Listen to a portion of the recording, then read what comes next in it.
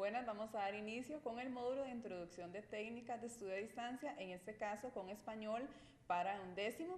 Recordemos que todos estos materiales lo podemos ubicar en el blog de técnicas de estudio y la idea es que ustedes los puedan consultar cuando lo requieran, antes de los exámenes, como material de apoyo y puedan hacer uso de él dentro de su proceso de aprendizaje. El día de hoy nos acompaña Milena Ramírez, ella es coordinadora del CONET. Milena. Bueno, estamos aquí para colaborarles con la materia de español. Vamos a trabajar temas que para bachillerato generalmente presentan un grado de dificultad y esperamos que sea de gran ayuda para ustedes. Vamos a comenzar entonces con el tema de la oración pasiva. Primero vamos a explicar cuál es la característica fundamental de la oración pasiva. En este caso, la oración pasiva posee un sujeto pasivo. Eso es lo que la hace pasiva, independientemente de otras cosas que pueda traer. No puede faltar ese sujeto pasivo. ¿Qué es un sujeto pasivo? Bueno, es el de quien se habla en la oración. Ya sabemos que el sujeto siempre es de quien se habla en la oración, pero es pasivo porque este sujeto, a diferencia de los demás, no hace la acción, sino que la recibe. Eso lo hace pasivo. Veamos algunos ejemplos. Aquí tenemos una oración. El niño es vacunado por la enfermera. Es un verbo perifrástico, es vacunado, un verbo pasivo. Ya sabemos que la voz pasiva se forma con ser más el participio. Ahí tenemos un verbo pasivo.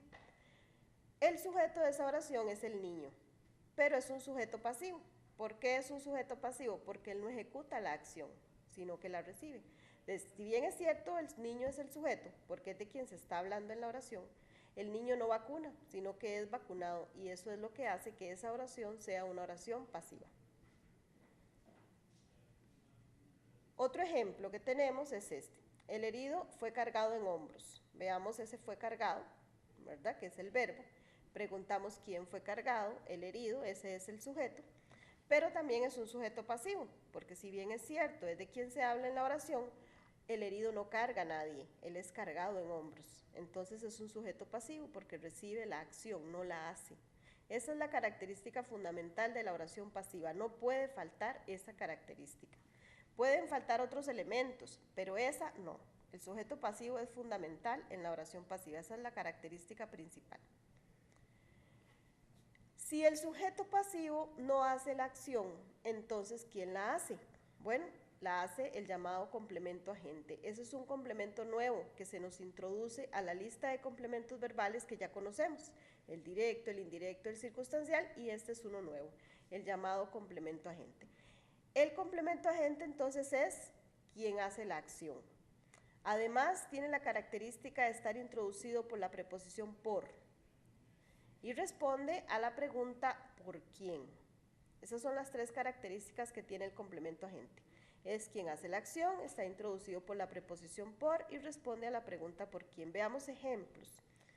El niño será vacunado por la enfermera. Tenemos el verbo será vacunado. El niño es un sujeto pasivo porque no vacuna. Pero ¿quién es el que ejecuta la acción de vacunar? La enfermera. La enfermera es el complemento agente. Primero, y más importante, porque es quien hace la acción.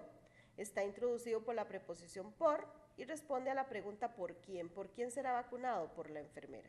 En el otro ejemplo, el herido fue llevado en hombros por sus compañeros. ¿Por quién fue llevado? Por sus compañeros. ¿Quién ejecuta la acción de llevar al herido? Los compañeros. Eso hace el complemento agente, es el que hace la acción. Los niños fueron felicitados por la maestra complemento agente porque es el quien felicita. Y los abuelos son visitados por sus familiares es complemento agente porque es el que visita a los abuelos. Vean que en todos los casos el complemento agente es el que ejecuta la acción. Es un complemento que es exclusivo de la oración pasiva, solo ahí va a aparecer, en ninguna otra oración aparece, es exclusivo de ella. Ahora, tenemos que tener cuidado, porque no todas las oraciones pasivas llevan complemento agente. Todas las oraciones pasivas tienen un sujeto pasivo, pero no todas llevan complemento agente. Ni tampoco, siempre que aparezca por, significa que haya complemento agente, ¿no? Necesita cumplir con las características básicas del complemento agente. ¿Cuáles son? Que ejecute la acción y que sea introducido por el por, ¿verdad? Aquí tenemos un ejemplo. El niño es vacunado por la enfermera, el herido fue cargado en hombros. Vean el primero.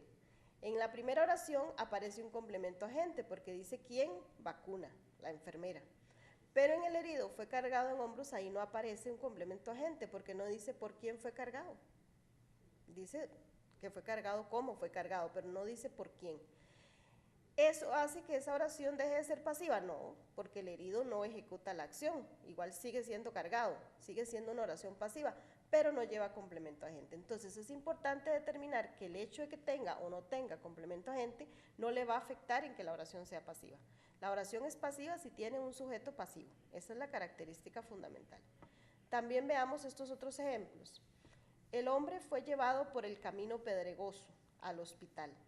Vean que ese por el camino pedregoso está introducido por, pero no es complemento agente porque no ejecuta la acción de llevar. Es un CC por dónde lo llevan, ¿verdad? En cambio el hombre fue llevado por sus amigos, ahí sí es complemento agente. Entonces, ante la pregunta, ¿todas las oraciones pasivas llevan complemento agente? No. ¿Todas las oraciones que llevan por tienen complemento agente? No. Hay que tener cuidado con eso, ¿verdad? El complemento agente debe ser quien ejecute la acción, de lo contrario, no es. Dado eso, entonces, repetimos, ¿necesita la oración pasiva del complemento agente para existir? No, la oración solo requiere tener un sujeto pasivo, esa es la característica fundamental. ¿Y qué era el sujeto pasivo? Es alguien o algo de quien se hable, pero que no ejecute la acción del verbo. Por ejemplo, la oración "la casa fue destruida" es una oración pasiva, porque la casa no destruye, a ella la destruyeron. No dice por quién, podríamos ponerle diferentes complementos agentes. Por ejemplo, cuando dice por la inundación, por el fuego, por un terremoto. Esos son complementos agentes, pero tenga o no tenga esos complementos agentes, la oración sigue siendo pasiva, porque la casa fue destruida por algo o por alguien, pero no se especifica qué, no hace falta. La oración pasiva se clasifica en 3 tipos de oración. La primera es la pasiva completa. Se llama completa porque tiene los 3 elementos de una oración pasiva. Posee un sujeto pasivo, un sujeto que no hace la acción, posee un verbo pasivo, que es ser más participio, y posee el complemento agente. Vean el ejemplo. El hombre fue llevado por los camilleros. Tiene sujeto pasivo, verbo y complemento agente. Como tiene las 3 cosas, es una oración pasiva completa. Luego tenemos la oración pasiva incompleta. Esta oración entonces es la que no tiene complemento agente. Puede tener CC o puede no tenerlo, no importa, pero una cosa es cierta, no tiene complemento agente. Ahí tenemos el ejemplo. Tiene sujeto pasivo, el hombre, tiene verbo pasivo, fue llevado, pero no tiene complemento agente. En este caso tiene un CC, en ambulancia. Podría ser que no tenga ninguno, como la casa fue destruida, el ejemplo que vimos anteriormente, y sigue siendo pasiva incompleta. Lo que la hace completa o incompleta es la presencia o ausencia del complemento agente. Si tiene complemento agente, entonces es completa, y si no lo tiene, automáticamente es incompleta. La tercera oración es una oración un poco diferente. Hay otro tipo de pasivas que no tienen verbo pasivo, tienen un verbo activo, pero siguen siendo pasivas. ¿Cómo es posible? Porque tienen la característica fundamental de la oración pasiva, tienen un sujeto pasivo. Recuerden que lo que la hace pasiva es el sujeto pasivo, ¿verdad? Los otros elementos están ahí para acompañarlo. Aquí tenemos 2 ejemplos de ese tipo de oración. La primera dice: aquí se construirá una nueva biblioteca. El sujeto de esa oración es una nueva biblioteca, es de quien se habla. Pero la biblioteca no se construye sola, alguien la tiene que construir. Eso hace que la oración sea pasiva porque tiene un sujeto pasivo. En las gallinas se sacrificaron para el resto, las gallinas es el sujeto, ¿verdad? De él se habla. Pero esas gallinas no ejecutan la acción de sacrificarse, ellas no agarran el cuchillo y se cortan la cabeza. Alguien las tiene que sacrificar.